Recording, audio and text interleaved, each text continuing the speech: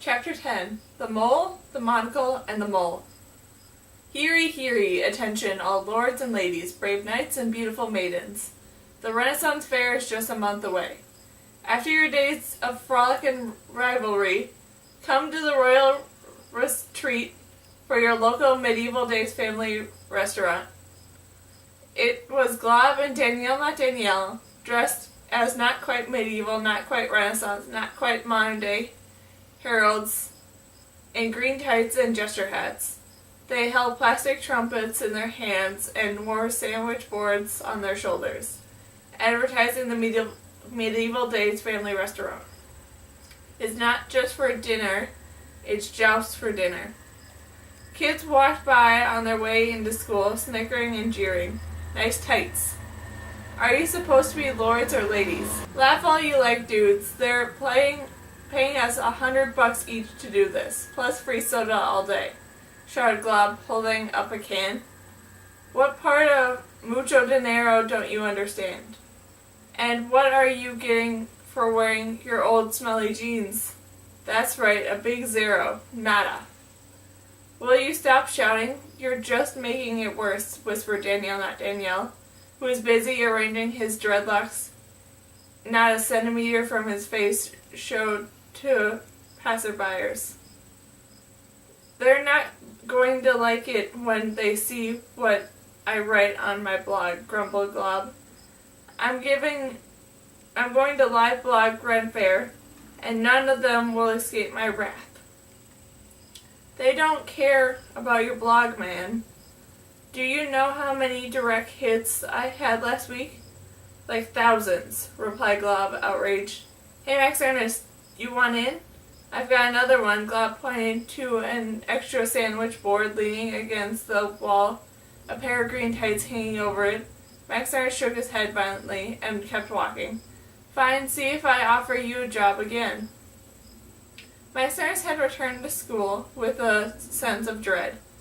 Benjamin had been the only hope for saving Cass, and now he knew that Benjamin was his worst enemy. According to Yoyogi, Benjamin had been Dr. L's student at the new Promethean Academy, and now he was a spy, a mole, for the Midnight Sun, in their very own school. Given the choice, of course, Max Ernest would have avoided ever seeing Benjamin again, or school, for that matter, but even if he couldn't get inside Cass's head, her voice was always in his, telling him to not give up and to remind the Trace Society of the vows they had made to protect the secret. Why, Max Ernest wondered frequently, does she have to be just as bossy in my imagination as in real life?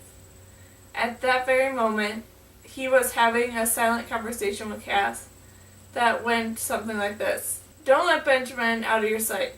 If the Midnight Sun went to the trouble of training him and planting him in our school, he won't give up so easily. How am I supposed to tell Benjamin? As soon as I get near him, he can read my mind. Just concentrate on different thoughts. Pretend that you don't know about him, that you're still friends. But I don't even know how to be friends. I never had friends with anyone. Oh, you weren't? You don't count. Thanks a lot. You know what I mean. No, I don't. And I think Yoyogi would be pretty insulted to hear that too. All I know is you better find out what Benjamin's next move is before he finds out yours. Easy for you to say. You're just lying there doing nothing. Doing nothing? You mean in a coma? You want to trade places? You should try and keep it down when you're talking to yourself, Max Ernest. You don't want people think you're crazy, do you? Not that they don't already. Max Ernest spun around. Opal, the new school secretary, was standing in front of him, hands on her hips, laughing at him. Oh, at the very least grinning all the way up to the big mole on her cheek. Max Ernest hadn't seen her since she'd set him up, making him walk into the principal's office without knocking. What was it to look different about her today? Unless you're auditioning for the part of the jester, you know I could probably get you on stage at the Renaissance Fair. Maximus felt himself blush. Very funny.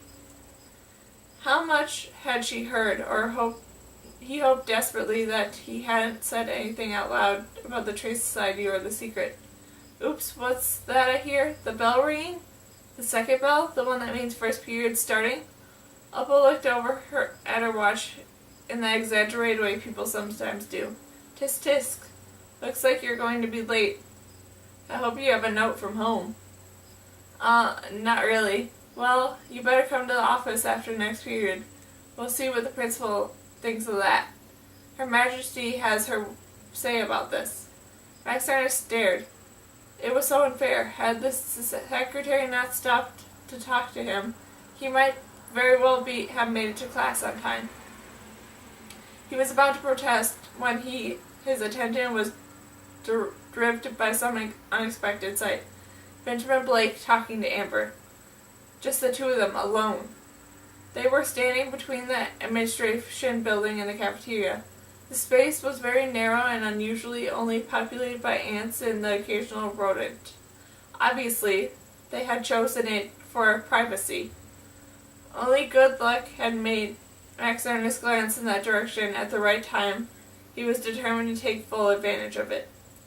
He had to get rid of the secretary quickly. That much was clear, but how was he going to spy on his schoolmates without being seen himself? Okay, I'll come by after class, he said, edging out of the sightline. Good, I'll see you then, said Opal, studying him. She seemed to have noticed the change in his attitude. Yeah, see you. He started turning as if he were going to head to class, when she stopped him. Oh, Maximus, can you do me a favor? I just did my nails. They take forever to dry. Would you just reach into my bag and get tissues out for me?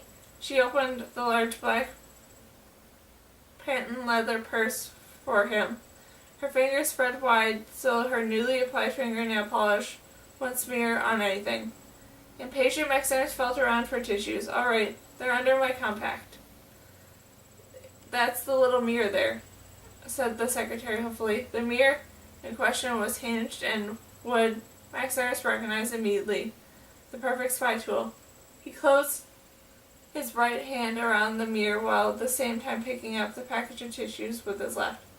Every once in a while, when he was doing a magic trick or when engaged in spy operations, the experience of having to do two things simultaneously for his parents so many times came in handy.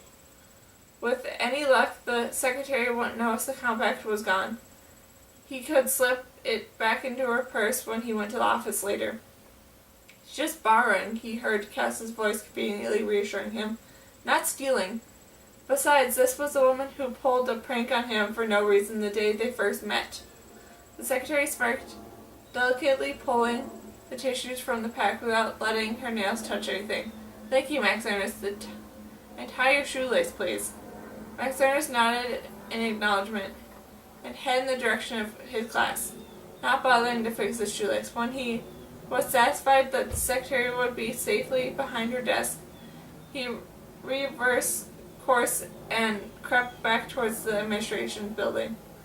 Sliding up the building and keeping as much of himself hidden as possible, he held out the compact and moved the mirror around until he could see Benjamin and Amber. They were still in deep conversation. The last time he'd seen someone together, it had been Amber had told Maximus of his fortune. It hadn't seemed then that they remembered each other, but looking at them now, Maximus had the sense that they knew each other very well. After all, there were just enough of an echo reverberating between the two square walls for Maximus to hear them whispering. You were trying to look into her mind, right? Amber was asking. Why? What did they want you to find? Benjamin shrugged. It doesn't matter because I didn't find it. Come on. They never tell me anything, complained Amber. Well then, why would you think I could tell you? Please. Why do you want to know so badly? 'Cause I hate not knowing a secret. Then you're very close. What does that mean? Oh, nothing, said Benjamin smugly. Ugh, I hate you, cried Amber. After that, the whole fortune-telling thing, nobody likes me anymore. It totally ruined my reputation for this. I should at least get to look into the monocle. Amber reached out for the monocle, but Benjamin turned away, preventing her from taking it. I'm not allowed. So what? Like Dr. Ellis isn't ever gonna know? Something tells me he'll know, especially when he gets the monocle back. Please, please. Why do you want it so badly? So I can see what's in your mind and know what you're thinking for in Cass's. Why do you think? The monocle all along, it was the monocle. Max Ernest thought excitedly. He had assumed Benjamin's telepathic powers were internal. But that's what was Benjamin's unique talent at work, that Benjamin alone could see into Cass's mind. But if his powers reduced to the monocle, then anybody could be a mind reader. Anybody who hold the monocle, that is, even him. Least I could be accused for encountering bad grammar. But I feel I must point out that, strictly speaking, those last two words should not have read even him, but rather even he. As even he, Max Ernest could be a mind reader, but even he sounds too stilled, too unnatural, for even a stillard and unnatural person such as me. I mean I. While Max Ernest was speculating about how to get the monocle out of Benjamin's hands, Amber lunged for it, and in less than a second she was holding it up to her eye. Resigned, Benjamin folded his arms and looked at her. Well, what do you see? Nothing. It's just like looking through a plain glass. If you were just tricking me, you'll be so mad. No, wait, I see everybody. Everybody in school, teachers, students, everybody. How cool is this? It's like I can see through walls. Wow, with this thing I could control the whole school. I mean, not that I don't already. Suddenly Amber's grin turned into a frown. Why is Veronica talking to Naomi? I didn't say she could. I hate Naomi. Not that I'm a hater. I'm not. Wait, I never mind about Veronica. Amber pointed to Max Ernest's direction. I think there's somebody behind the corner spying on us, she said, lowering her voice, but still audible to Max Ernest. Who? I can't see his face. Give me the monocle back. No, never. You have to. They wrestled, Benjamin straining to keep the monocle away from Amber until it fell on the ground, skittering in Max Ernest's direction. Without thought or consequence, he seized the chance and scrambled to get it. Benjamin and Amber stopped fighting when they saw him. Max Ernest, old chum. Thank goodness it's you. Somebody I can reason with, said Benjamin calmly. That monocle is very valuable to me. For purely sentimental reasons, you understand. And I won't mean anything to anybody else. I appreciate your picking it up for me. Very kind of you. You're welcome, said Max Ernest, clutching tight to the monocle. Wonderful. You can give it back to me now, said Benjamin in the tone one uses with a little child. Max Ernest took a step backwards. No, I think I'll keep it for the moment because he stammered, unable to think of a reason that wouldn't give away that he knew about Benjamin and the monocle. Forget him, Max Ernest, said Amber in the sweetest, most insulting voice. Give it to me and I'll be your friend for real. When are you going to get it through your head that I don't want to be your friend? Asked Max Ernest. I want to run, but he hesitated. If he ran towards the exit, there would be a very good chance Opal, the secretary, would see him through the office window. Just give it to me, it's mine, said Benjamin. This isn't time for games, sorry. Both Benjamin and Amber reached for the monocle at the same time, trying to evade them. Max Ernest stepped on his shoelace and fell backwards and wound up sitting on the ground, still holding the monocle tight. I'll take that, said Opal, stepping on them. Apparently she hadn't gone back to the office after all. Before Max Ernest could think to resist, she took the monocle out of their hands and stowed it away in her shiny purse. The principal will deal with you two later, said Opal, addressing Benjamin and Amber. She offered Max Ernest her hand and pulled him up with a surprising strength. You are going to the nurse's office right now. There's going to be a nasty bruise on your elbow. The nurse's office was empty. The blinds were closed and the computer screen was dark. It looked as though nobody had been there all day. You sit here, said Opal, patting the pillow on the single cot in the room. Max Ernest noticed that her fingernails grazed the sheets without smearing. Funny, he thought. She said it took forever to dry. It was then that he realized what looked different about her today. Her mole. He would have sworn that it was, when they first met, it was on her right cheek, the right side of her face, being the side you saw when you walked into the administration's office. And yet now the mole was on her left cheek. I'm going to see if I can't scare up the nurse. I must say, I didn't take you for the wrestling type. Casually dropping her purse on the nurse's desk, Opal gave a shake of her mass of blonde curls and walked out of the room on the vigorously high platform heels. Not quite believing his luck, Max Ernest waited until the secretary closed the door, and quickly as he could he opened her purse and removed the monocle and left her compact in its place. As soon as he sat back down on the cot, Opal breezed back into the room. Silly me, I forgot the nurse is out today. Sick, won't you know it. Guess you'll just have to muscle through. Shouldn't I at least put ice on my elbow or something? Asked Max Ernest. Ever since the secretary had mentioned the likelihood of his elbow bruising, he'd been imagining the worst. I think I could have a fracture, or maybe a sprain. You know, they say that bad sprains are the worse than a break. Opal waved her hand dismissively.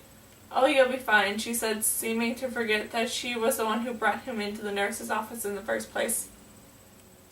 Can you not be such a hypochondriac for once, Max Ernest? As Opal shooed him out, Max Ernest tried to follow her suggestion. He had more important things to think about than his elbow, after all. Hopefully, now that he had the monocle in his possession, he would be able to see what Benjamin had almost seen in Cass's mind, and hopefully he would be able to bring her back home. And yet, even as he was opening his locker, gathering his things to take it to the hospital, he couldn't help wondering who told the secretary about his hypochondria. It was almost definitely odd, the woman he barely knew knowing him so well. Almost as odd as the mole moving from her right cheek to her left. It was possible that the Midnight Sun had another spy, another mole, in his school. She certainly seemed more than capable of putting a kick-me sign on his back.